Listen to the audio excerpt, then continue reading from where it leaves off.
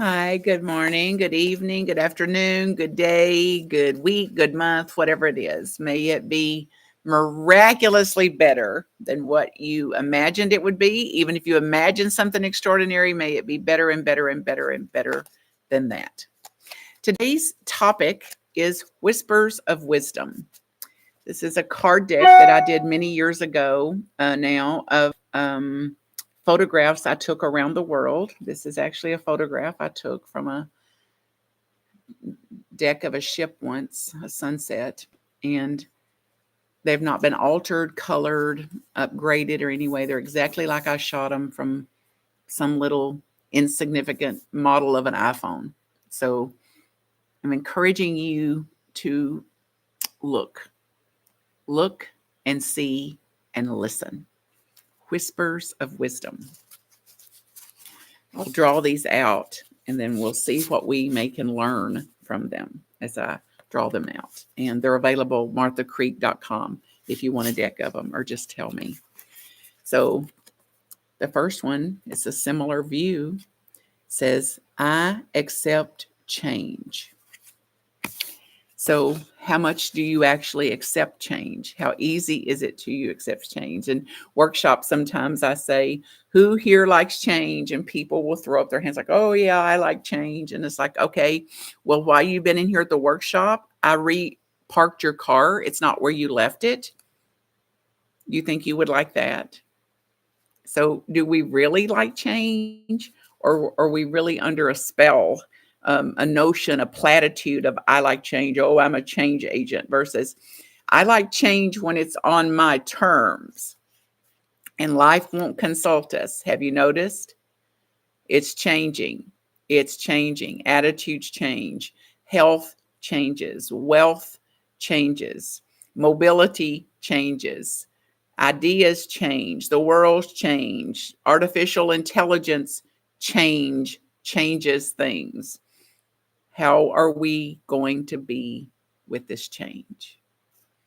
There's a divine presence, a power and potential innate and inherent in me and in you that whispers wisdom.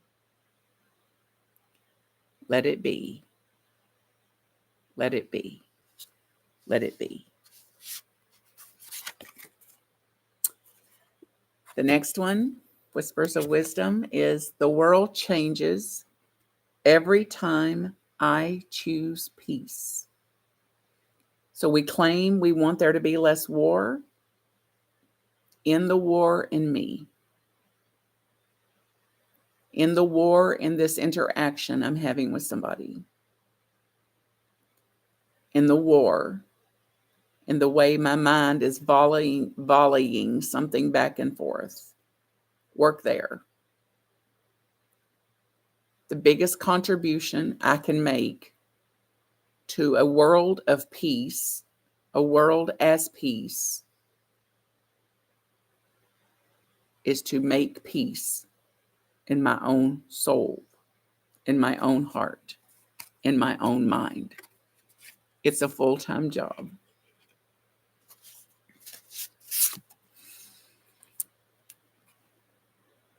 Whispers of wisdom. Between thoughts in that very seemingly narrow place between thoughts, there's only vast openness, space, spaciousness.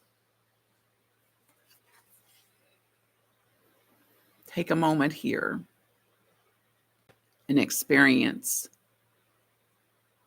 what is between thoughts.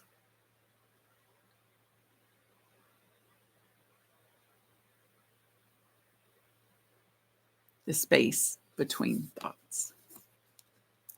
You're welcome.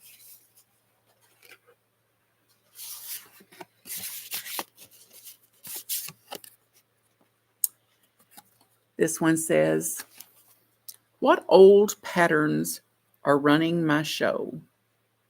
So can you imagine if we had to get cornmeal from a grist?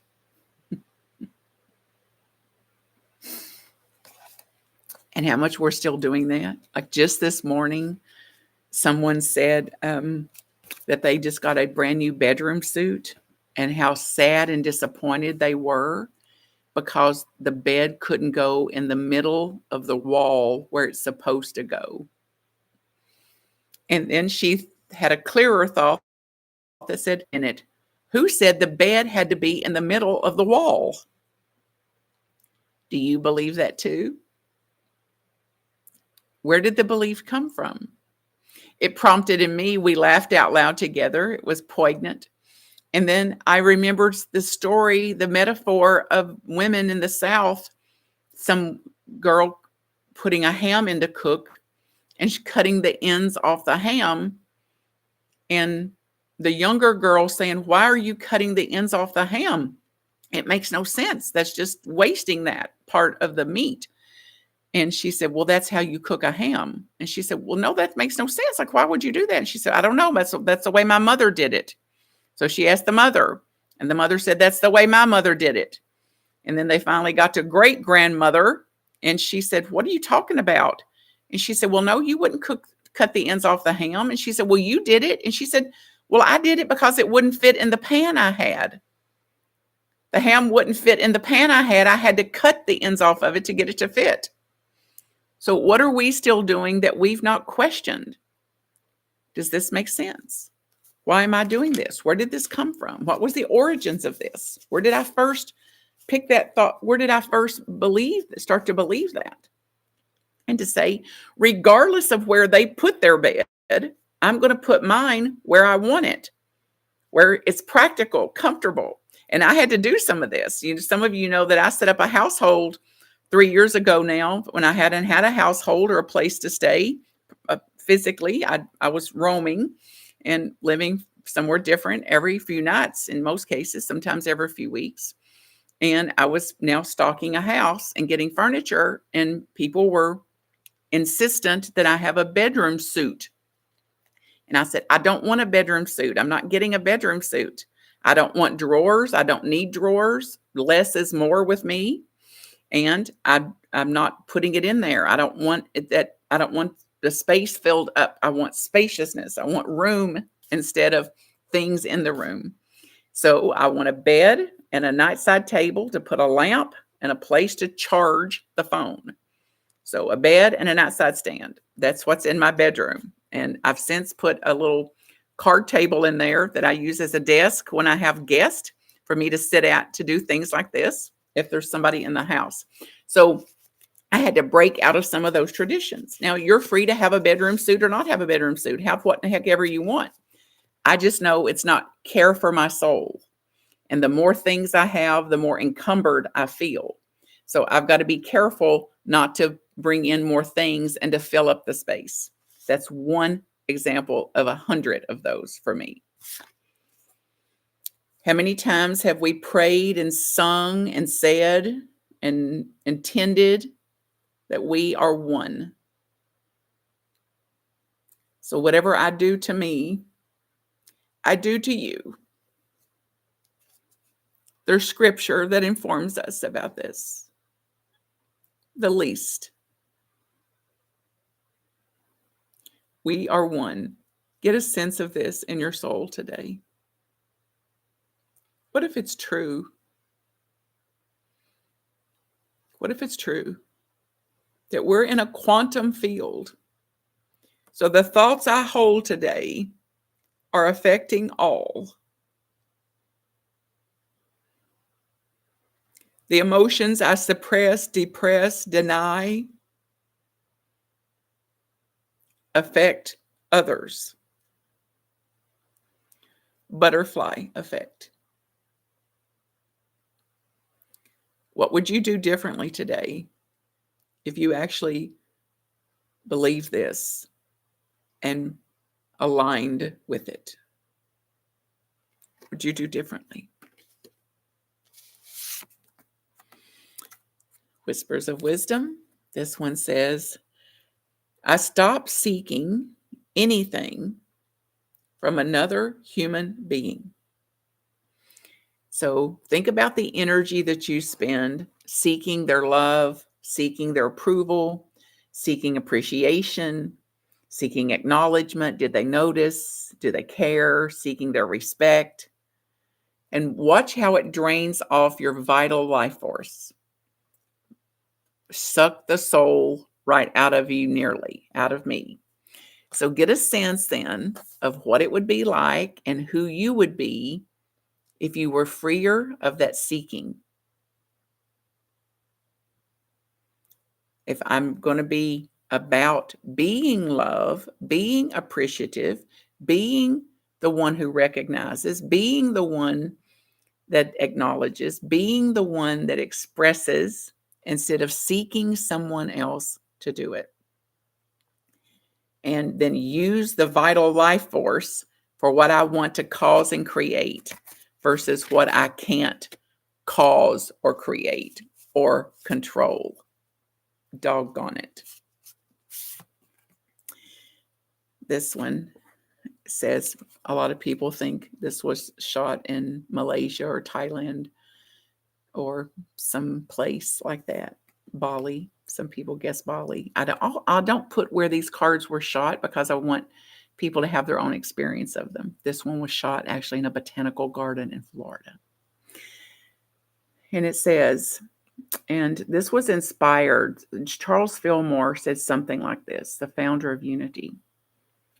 You may be the only church anybody ever attends. You may be the only church service they ever experience.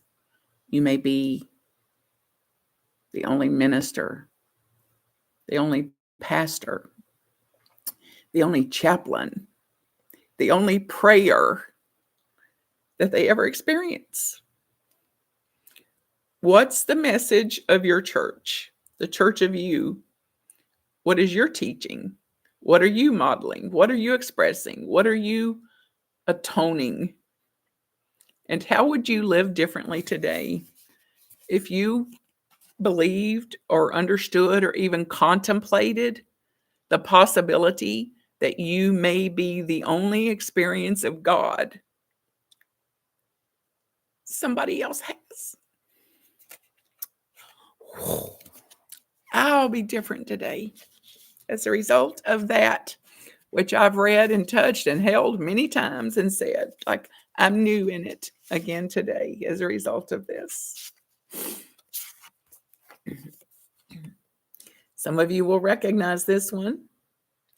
And the whisper of wisdom from this one is, I don't know. See if you can even say it out loud. I don't know. How will that turn out? I don't know. Is she going to say she's sorry? I don't know. She'd better say she's sorry. I don't know. I don't know what'll happen. I don't know what's going to become of it. I don't know what the outpicturing of this will be. And this is the reality of it.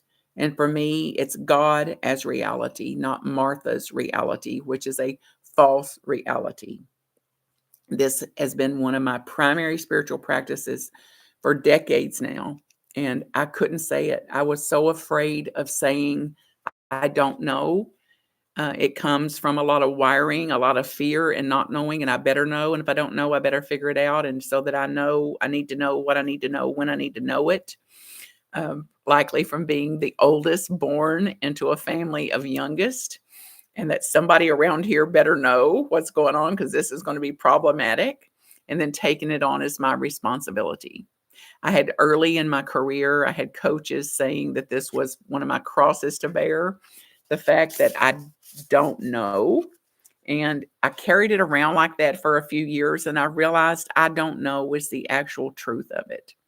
I can know what I know. I can not know what I don't know. And I can't know it any sooner than I know it. So I don't know. Pause and say it out loud and see if it frees you or frightens you. I don't know. I don't know. Whatever your experience is will inform your practice with whatever you may want to undo in yourself or not. This whisper of wisdom is everything happens right on time.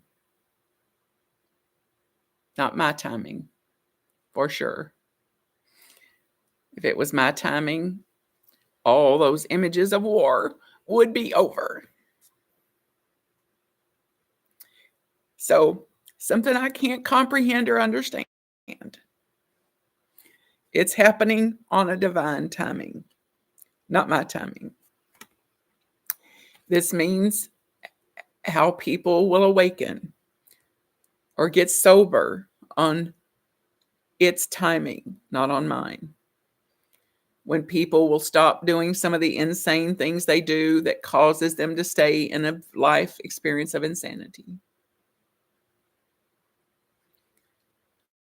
Everything happens right on time. One of my teachers used to say it as, it didn't turn out like I had in mind. It was perfect instead.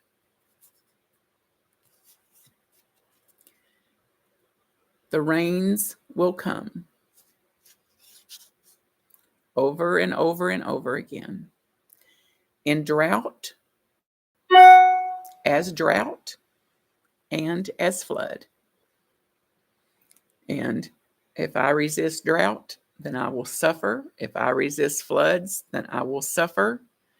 And my work is to open to the full spectrum of this, that life includes drought and flood and everything in between, including the consequences of drought and flood. Nature teaches me. The same thing happens in relationships. Times of drought. They don't have much to offer. Times of flood. They may be pouring it on, pouring it out, and everything in between. My peace lies with my acceptance of the spectrum, the both and, the all that is, the it of it. The rains will come.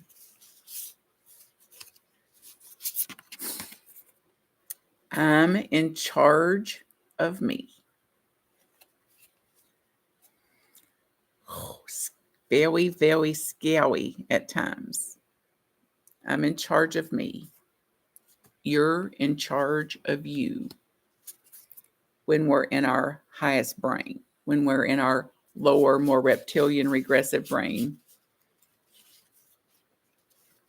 there's not much choice possible there. Peace is the power. Don't believe me? Test it out for yourself. What choosing peace? And speaking of, it didn't turn out like I had in mind. It was perfect instead. The Isle of Iona. Little clues about where some of these were shot. There are two roads, poetically.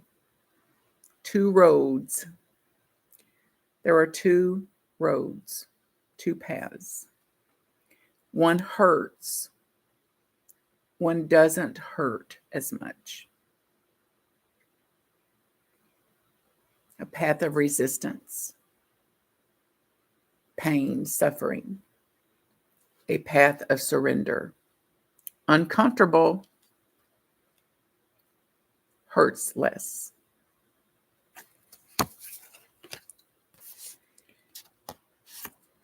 Feel the fear, let the fear be there, and take sensible action. In this situation, what can I do? So there's a sampling, and there's more where that came from. Let me know if you want a deck of these. Email me, marthacreek@gmail.com. All blessings to you. What if all you had today was what you thanked God for yesterday? What are you going to say thanks for today? Peace is always an option. Do you want to be right or be free? What I seek outside of myself is impossible. I'm on a solid foundation, a solid spiritual foundation, a solid emotional foundation, a solid financial foundation, a solid physical foundation.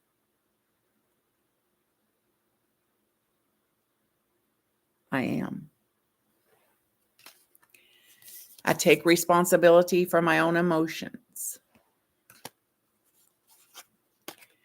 I'm grateful for those who came before me in many, many ways. Blessings, friends. MarthaCreek.com to contact me. Love to you. Love for you.